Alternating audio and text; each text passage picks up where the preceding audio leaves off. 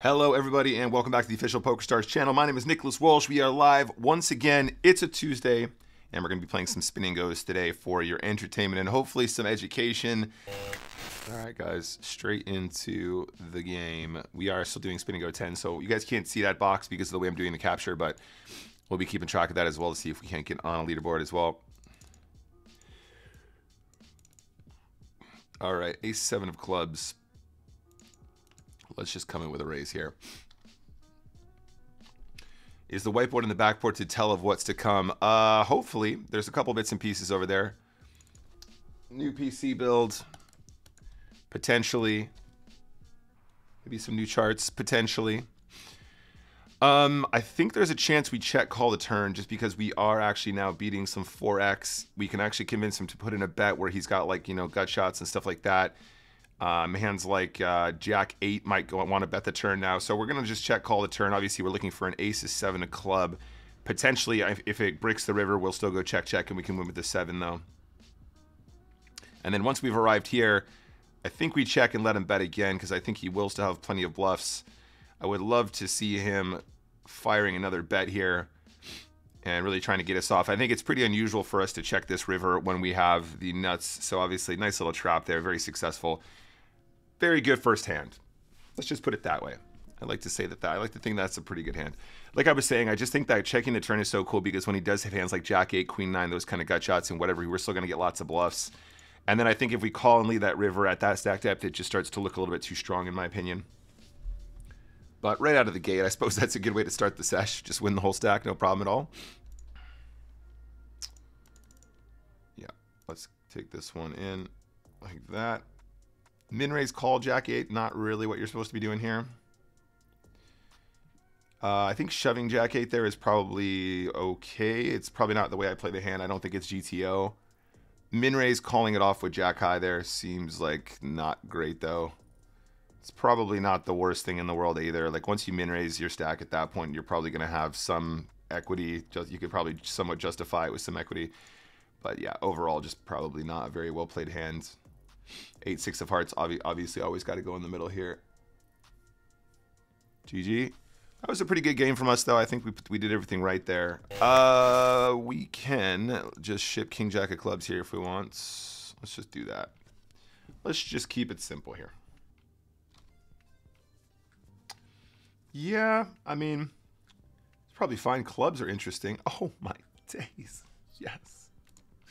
Love it. Limping is a lot more common, especially in the heads up in the heads up aspect of the game, just because as we're shallower, we actually want to have a lot more traps. And if we are limping as a trap, it means we can limp a wider range of weaker hands as well, which means we get to actually play more combinations from position than if we have a strictly min raise or fold strategy. So again, ISO call King Jack off, probably not the right line here. It's nice to hold, but King Jack suited, you probably ISO call.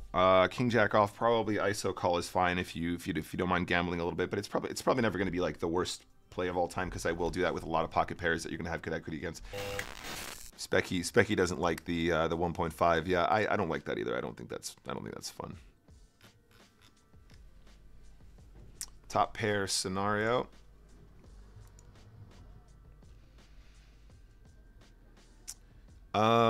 So again, based on the way that this guy has played thus far, we pretty much are going to go broke here, I think, a lot of the time. The question is, do we shove or do we call? Call might be better. I'm kind of expecting him to just blow up here a lot of the time. I mean, given the way that he played the min 3 bet just now, I think he's probably somebody that might be reading this small c bet as weakness, like we've seen in previous pots. We're definitely going to shove the turn now, though. There's straight draws and 2 flush draws out there now, so it's a pretty easy get in.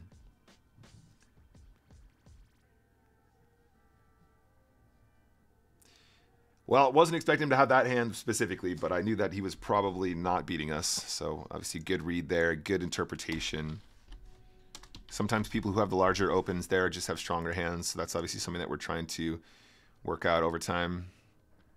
I think I'm quite happy to check on this flop texture. Queen high will be the best hand a lot. There's quite a few good turns for us here that we can barrel. If he's just going to lead pot turn, we're definitely calling 100%. Like, shouldn't really have an ace here. Could literally be doing this with clubs or weaker, you know.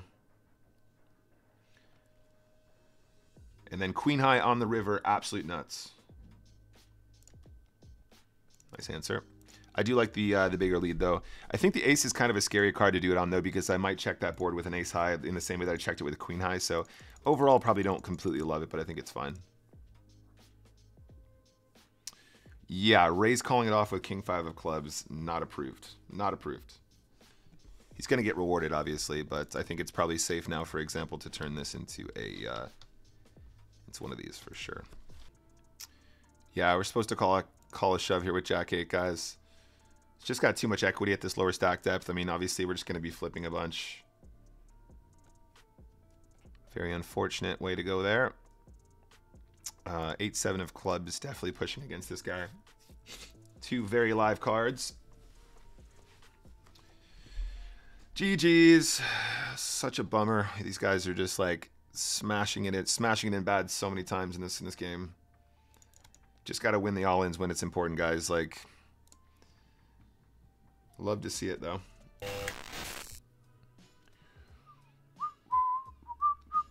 1-2-5, baby. Let's go. So ace 5 off, we can steal, we can limp. I think I prefer just the steal here.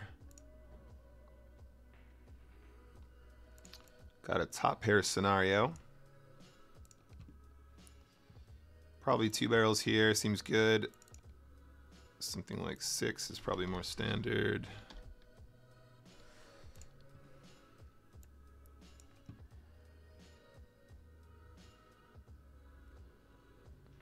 A little bit concerning now.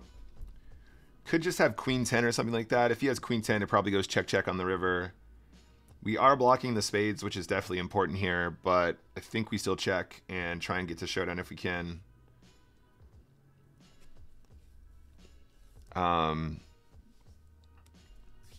Is there an argument that we just ship? And he actually turned up with queen 9, which is effectively the same as what I was saying, right? Like, could just be one of the spots where he's calling with calling flop and then picks up a pair on the turn, doesn't want to give it up just yet.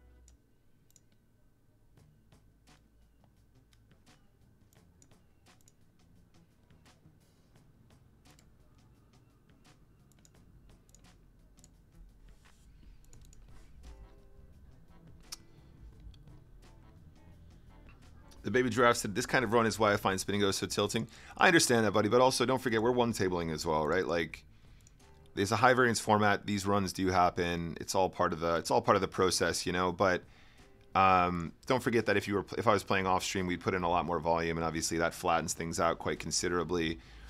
Probably supposed to be flatting here, guys. I think we probably go bust once we make top pair. The fact that he opened to 3x can be a concern here once in a while. Technically speaking, he probably should be barreling this turn really aggressively as a bluff, but I think probably we're still calling. And hopefully on the river again, we're just going to take this one down. Sometimes he'll just turn up here with ace king and stuff like that because he had the larger open, but there you go.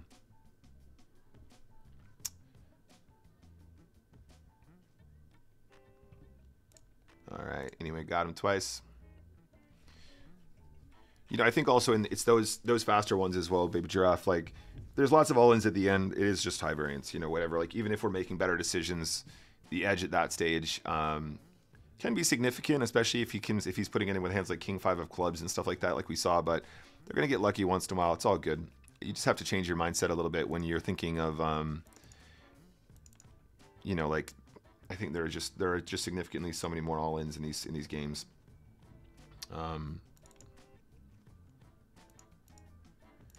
So, you know, it's just those runs do exist. They do happen. We're going to 3-bet this none all in to...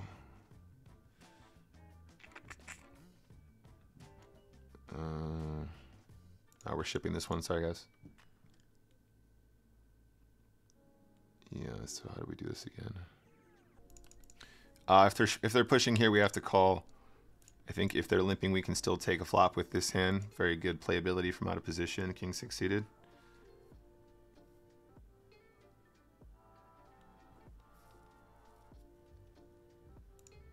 Obviously, probably going to go broke here a lot of the time.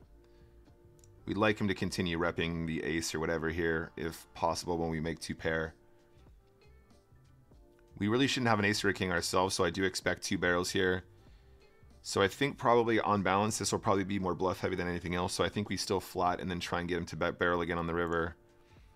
Check the river, hope for the best. King 6, obviously a very strong combo here.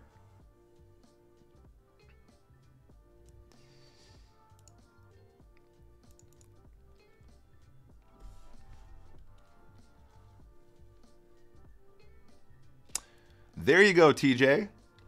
You inspired us, buddy. 125 bucks in the bank, feeling good.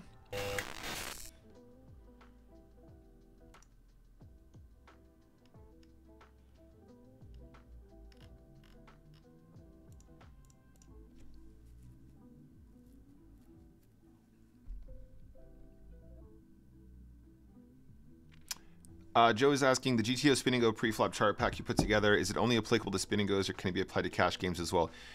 It will. So it's a bit of a more complicated answer, but let's do this really quick, guys. Yeah, that's the size. Yeah, obviously getting this in all day. Hold.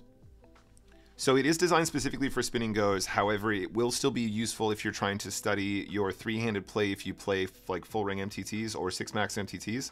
So basically what you're looking at there when you're looking at GTO, the GTO Spin Go pre-flop chart pack on my website is a chip EV solution for a game without antes, where if you want to improve your small blind and your big blind and your button play, it will still be applicable and useful to know how to play those positions better if you're playing 6 max or full ring MTTs. It's just that once all the other positions have folded, it will only be applicable to the 3 because of course it's 3-handed and heads up only. So yes, it will be useful. It will make you a better player in terms of playing shorter stacked tournament poker. It doesn't really apply to cash games, although it sort of can if you wanted to. Like if, for example, you wanted to short stack cash games, knowing those sort of ranges, small blind versus big blind, button versus small blind, etc., might be useful. Although I'm not gonna suggest that you buy it if you just want to focus on cash games, because there is much better resources that will be better for you to study those formats. In any case, I hope you guys have a great evening, and I'll catch up with you guys on the flip side. So enjoy the rest of your night.